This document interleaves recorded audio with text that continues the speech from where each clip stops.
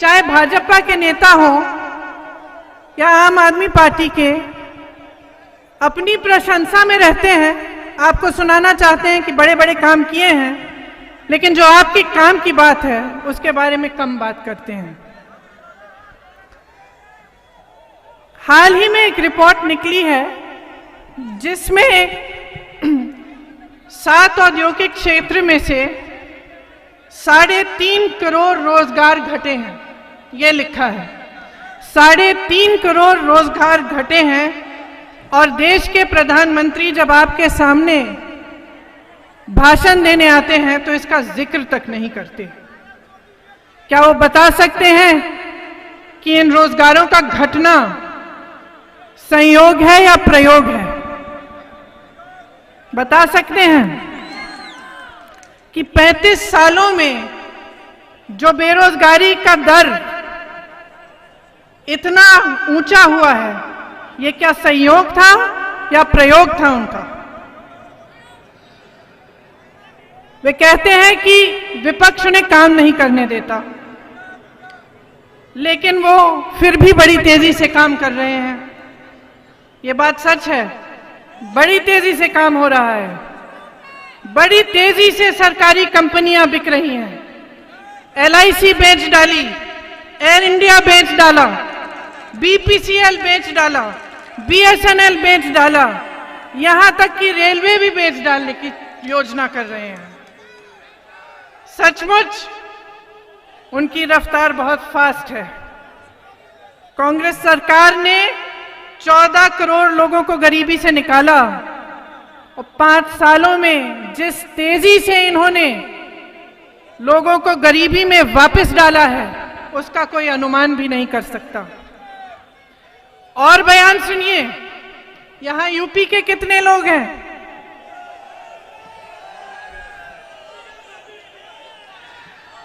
ये बयान सुनिए, बहुत मजेदार बयान है। गृह मंत्री जी आए प्रचार करने। गृह मंत्री जी ने क्या कहा? कहा कि हम दिल्ली को यूपी की तरह बना देंगे। अब मैं यूपी की प्रभारी हूं कांग्रेस पार्टी की, थोड़ा बता दूं कि उन्होंने यूपी का क्या बनाया है। देश का सबसे प्रतिभाशाली प्रदेश था, आज क्या हालात है वहां की? भाजपा के सरकार ने किस तरह से यूपी की जनता को त्रस्त किया है मैं बताती हूं। यूपी की जो बेरोजगारी की दर है वो देश में सबसे ऊंची है। हर 2 मिनट एक महिला के साथ बलात्कार होता है, हर 90 मिनट एक बच्चे के खिलाफ अपराध होता है, हर रोज 30 दलितों के साथ अत्याचार होता है। हत्या के सबसे ज्यादा मामले उत्तर प्रदेश में हो रहे हैं।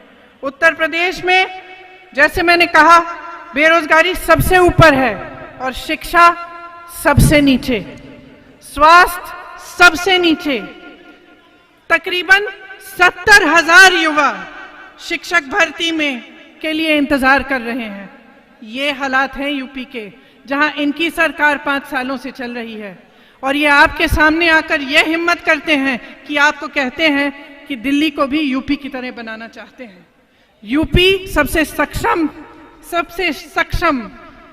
प्रदेश था, और आज इसके ये हालात बना दिए इन्होंने। अपराध ही अपराध है, अराजकता है, और विकास का कोई नामो निशान नहीं है। ये हुई भाजपा की बात। अब सुनिए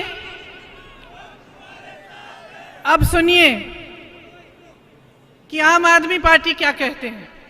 आम आदमी पार्टी की यह स्थिति है कि इमारत बनाई शीला जी ने, कांग्रेस पार्टी ने पूरी इमारत बनाई, ऊपर से लीपा पोती करके कह रहे हैं कि यह इमारत हमने बनाई।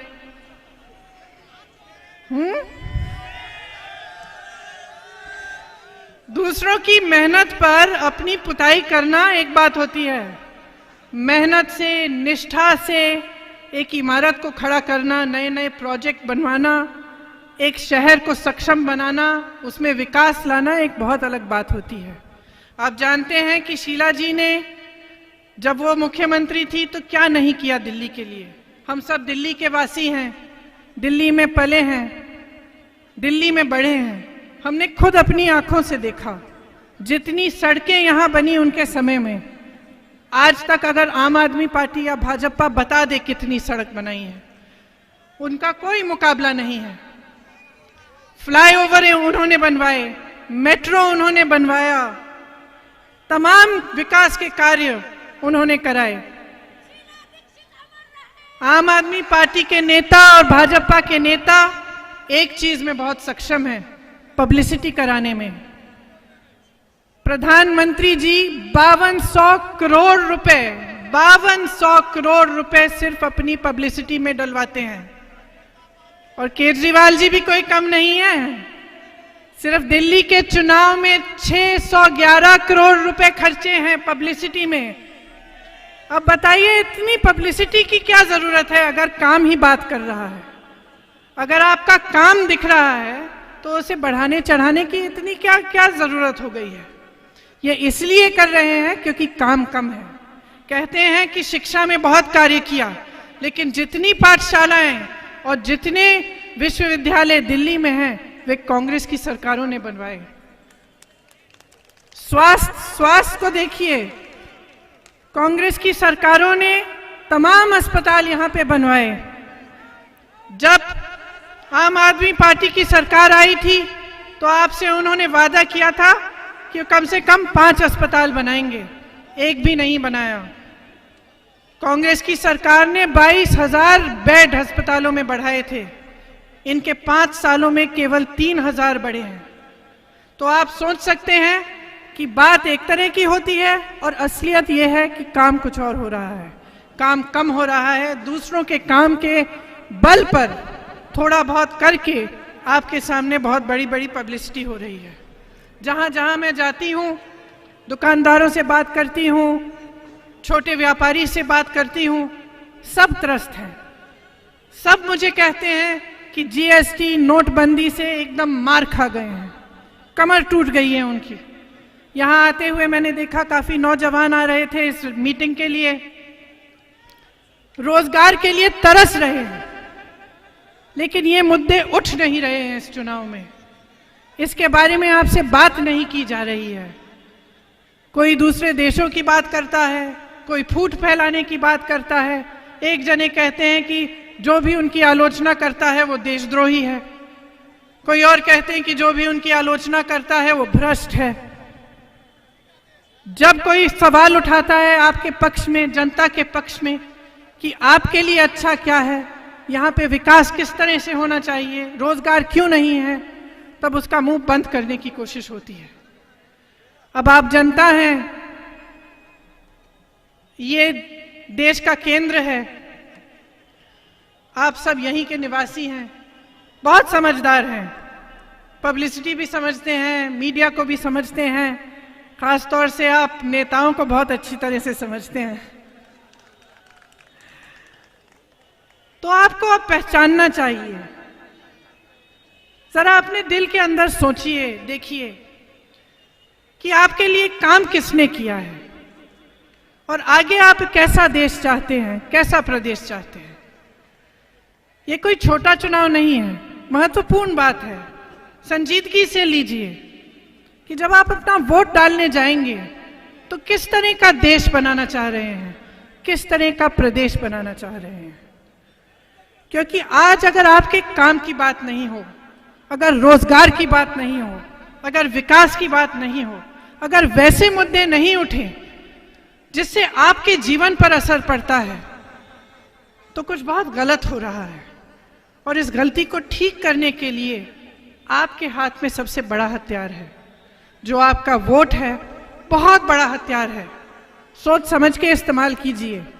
जब आप कांग्रेस को विजयी बनाएंगे तो आप जानते हैं, आपने परखा है, दिल्ली में आपका अनुभव रहा है कि काम करके आपको दिखाया है। जितना भी दिल्ली में विकास हुआ है कांग्रेस द्वारा हुआ है। इसीलिए 8 तारीख को जब आप वोट डालने जाएंगे, पूनम जी को विजयी बनाइए, कांग्रेस के तमाम उम्मीदवारों को विजयी बनाइए, ताकि आपके प्रदेश में दोबारा एक ऐसी सरकार बने जो आपके लिए काम करे, आपकी समस्याओं का हल करे। बहुत बहुत धन्यवाद। जय हिंद।